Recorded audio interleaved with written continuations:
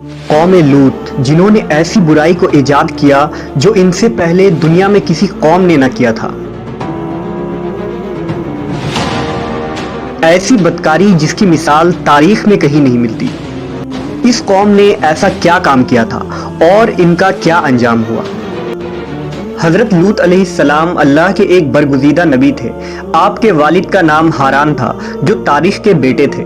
آپ کی پیدائش عراق کے قدیم شہر اور میں ہوئی تھی۔ اس شہر میں ابراہیم علیہ السلام کا مسکن تھا۔ دراصل لوط علیہ السلام کے والد ہاران حضرت ابراہیم کے سگے بھائی تھے، یعنی حضرت لوط علیہ السلام حضرت ابراہیم کے بھتیجے تھے۔ چونکہ حضرت لوط علیہ السلام کے والد ان کے بچپن میں ہی انتقال کر چکے تھے، لہذا حضرت لوط کو حضرت ابراہیم نے بیٹا بنا کر پالا تھا۔ آپ حضرت ابراہیم پر سب سے پہلے ایمان لانے والوں میں شامل ہیں۔ آپ حضرت ابراہیم کے زمانے میں اہل سدوم کی رہنمائی کے لیے نبوت کے منصب پر فائز ہوئے۔ حضرت لوط کے بہت سارے معجزات ہیں۔ آپ جس وقت بارش کے لیے دعا کرتے تھے تو آسمان بادلوں سے بھر جاتا اور خوب بارش ہوتی تھی۔ حضرت لوط جس پتھر پر سر رکھ کر سوتے، اس پتھر پر آپ کے سر مبارک کا نشان بن جاتا تھا۔ سدوم وہ علاقہ تھا جہاں لوط علیہ السلام مبعوث فرمائے گئے۔ سدوم کے آس پاس 5 نہایت ہی خوبصورت شہر آباد تھے، جن میں سے ہر ایک کی آبادی 1 لاکھ نفوس سے زیادہ ہی تھی۔ یہ علاقے نہایت ہی سرسبز و شاداب اور قدرت کی فیاضی کا حسین شاہکار تھا۔ یہاں باغات کی کثرت تھی، لہلہاتی کھیتیاں یہاں کی ضروریات سے کہیں زیادہ تھی۔ اردن، شام اور اسرائیل کے درمیان بسا ہوا یہ علاقہ نہایت ہی زرخیز تھا۔ وہاں طرح طرح کے اناج، پھل، میوے بکثرت پیدا ہوتے تھے، اور یہی وجہ تھی کہ آس پاس کے بستیوں کے لوگ بھی اپنی معاشی اور غذائی ضرورت کے لیے ان بستیوں کی طرف آتے تھے۔ مگر یہ بات اہل سدوم کے لوگوں کو بالکل بھی پسند نہ تھی۔ ان کے خیال میں ان کی بستیوں میں پیدا ہونے والے پھلوں، اناجوں اور سبزیوں پر صرف ان کا ہی حق تھا۔ وہ نہیں چاہتے تھے کہ دوسری بستیوں کے لوگ ان کے علاقے میں آئیں۔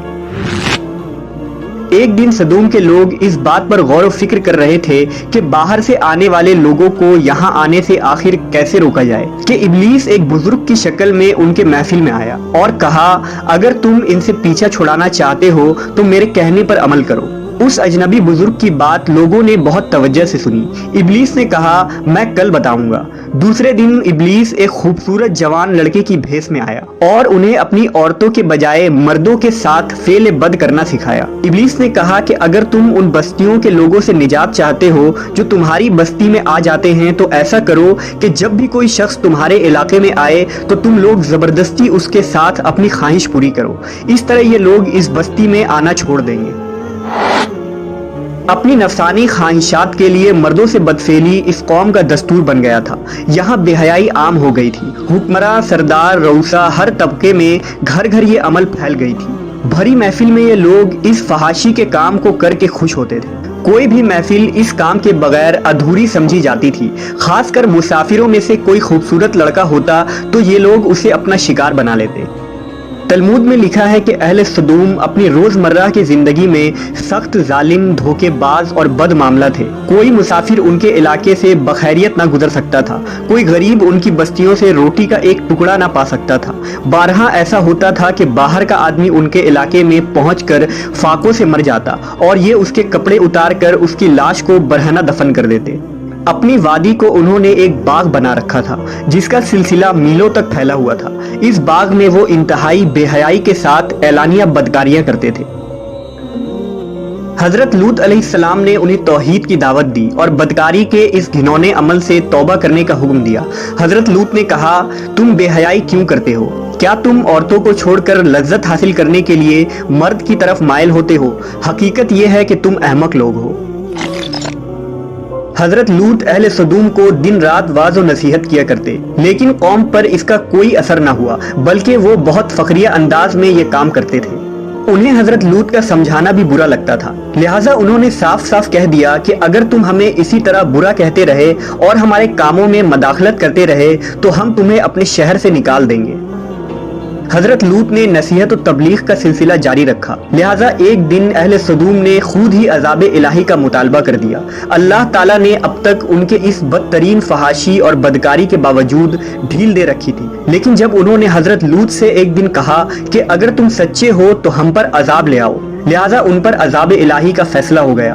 اللہ نے اپنے خاص فرشتوں کو دنیا کی طرف روانہ کر دیا۔ یہ فرشتے دراصل حضرت جبرائیل، میکائیل اور اسرافیل علیہ السلام تھے۔ پھر یہ فرشتے حضرت لوط علیہ السلام کے گھر تشریف لے آئے۔ حضرت لوط نے جب ان خوبصورت نوعمر لڑکوں کو دیکھا تو سخت گھبراہٹ اور پریشانی میں مبتلا ہو گئے۔ انہیں یہ خطرہ محسوس ہوا کہ اگر ان کے قوم کے لوگوں نے انہیں دیکھ لیا تو نہ جانے وہ ان کے ساتھ کیا سلوک کریں گے۔ حضرت لوط کی بیوی کا نام وائلہ تھا۔ اس نے آپ پر ایمان نہ لایا تھا اور وہ دراصل منافقہ تھی، وہ کافروں کے ساتھ تھی۔ لہٰذا اس نے جا کر اہل سدوم کو یہ خبر دے دی کہ لوط کے گھر نوجوان لڑکے مہمان ٹھہرے ہوئے ہیں۔ یہ سن کر بستی والے دوڑتے ہوئے حضرت لوط کے گھر پہنچے۔ حضرت لوط نے کہا، اے قوم، یہ جو میری قوم کی لڑکیاں ہیں یہ تمہارے لیے جائز اور پاک ہیں۔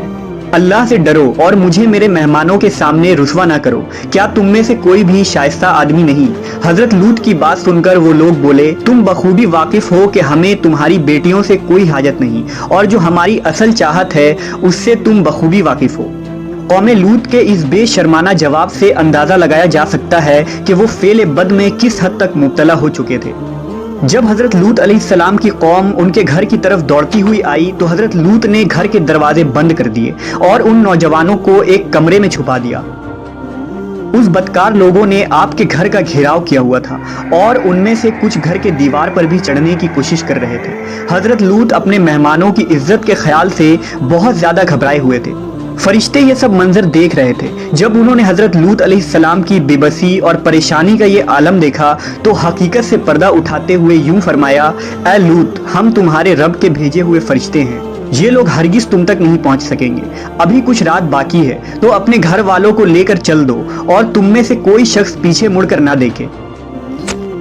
اہل سدوم حضرت لوط کے گھر کا دروازہ توڑنے پر بضد تھے، لہٰذا حضرت جبرائیل علیہ السلام نے گھر سے باہر نکل کر اپنے پر کا ایک کونا انہیں مارا، جس سے ان سب کی آنکھوں کے ڈھیلے باہر نکل آئے اور بصارت زائل ہو گئی۔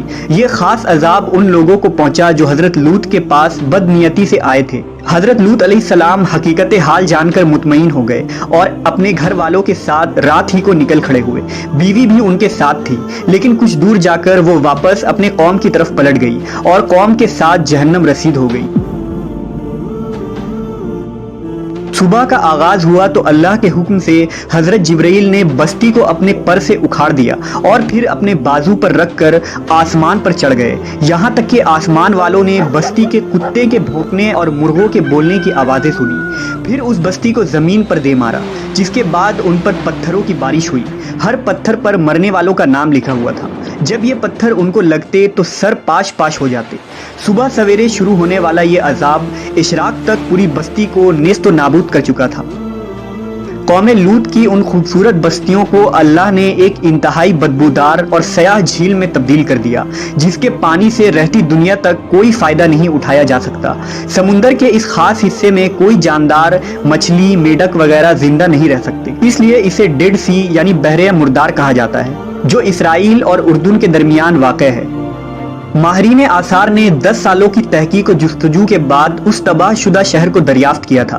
تحقیقات سے پتہ چلا تھا کہ اس شہر میں زندگی بالکل ختم ہو چکی ہے۔ اس شہر کے راستے اور کھنڈرات کو دیکھ کر آرکیولوجسٹ نے یہ اندازہ لگایا کہ جب یہ شہر تباہ ہوا تو اس وقت لوگ روزمرہ کے معمولات کے کاموں میں مشغول تھے اور یہاں زندگی اچانک ختم ہو گئی تھی۔ اہل سدوم جنہیں پتھر بنا دیا گیا تھا، ان کے بت ابھی تک بحر مردار کے پاس موجود ہیں، جو تا قیامت لوگوں کے لیے ایک عبرت ہے۔ آج یورپی ممالک میں انسانی آزادی کے نام پر اس بدکاری کی اجازت دی جاتی ہے اور اس فحش عمل کو فخر سمجھا جاتا ہے، مگر حقیقت یہ ہے کہ ہم جنس پرستی بالکل فطرت کے خلاف ہے، جس سے انسانی معاشرہ تباہ و برباد ہو جاتا ہے۔ روایتوں کے مطابق ایک مرتبہ حضرت سلیمان علیہ السلام نے شیطان سے پوچھا کہ اللہ کے نزدیک سب سے بدترین عمل کیا ہے؟ ابلیس بولا، جب مرد مرد سے بدفعلی کرے اور عورت عورت سے خواہش پوری کرے۔ حضرت ابن عباس سے روایت ہے کہ رسول اللہ صلی اللہ علیہ وسلم نے فرمایا کہ اس شخص پر اللہ پاک کی لعنت ہو جو قوم لوط والا عمل کرے۔